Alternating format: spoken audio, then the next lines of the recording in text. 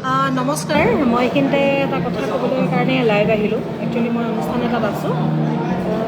কিবা মোৰ হৈ কিবা নিউজ ওলাইছে, গতিকে নিউজটো পাই নিজৰে হাঁহি উঠিছে।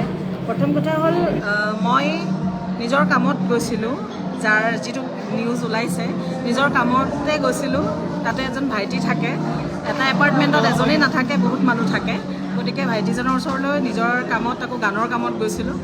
সেই ভিজুৱেলখিনিয়ে দেখিছে। আৰু মই বিশেষকৈ কৈছে যে মই গাড়ী চলাই পেলাই কাৰোবাক লৈ আহিছোঁ। মই গাড়ী চলাবই নাজানো, কাৰণ আজিলৈকে ষ্টেৰিঙে ধৰি পোৱা নাই।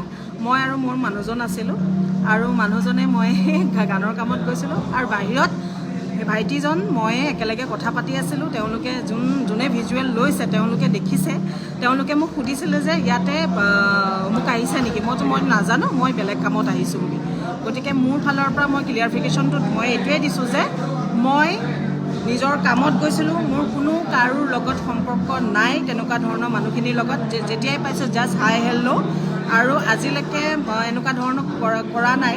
কিন্তু মোৰ দীক্ষুদা আৰু বিজুবাৰ লগত মোৰ সম্পৰ্কটো আছে, ঘৰুৱা এটা সম্পৰ্ক।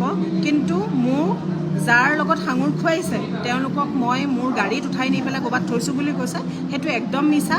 মই এতিয়া ইয়াত মই লাইভ আহি এইটোৱে ক'ব বিচাৰিছোঁ যে মোৰ সেই মানুহখিনিৰ লগত, চুমি বৰাৰ লগত মোৰ কোনো ধৰণৰ সম্পৰ্ক নাই, আৰু মই তেওঁলোকক নাজানো ক'ত আছে। মোক এনেই মোৰ নাম সাঙুৰ খোৱাটো মই ভাল পোৱা নাই, মই বেয়া পাইছোঁ। কাৰণ মই যিটো বস্তু কাম কৰাই নাই, তো মোক কিয় সাঙুৰ খুৱাইছে। মই গৈছোঁ সঁচা, কালি গৈছোঁ। চুমি বৰা পৰহিয়ে নোহোৱা হৈছিলে।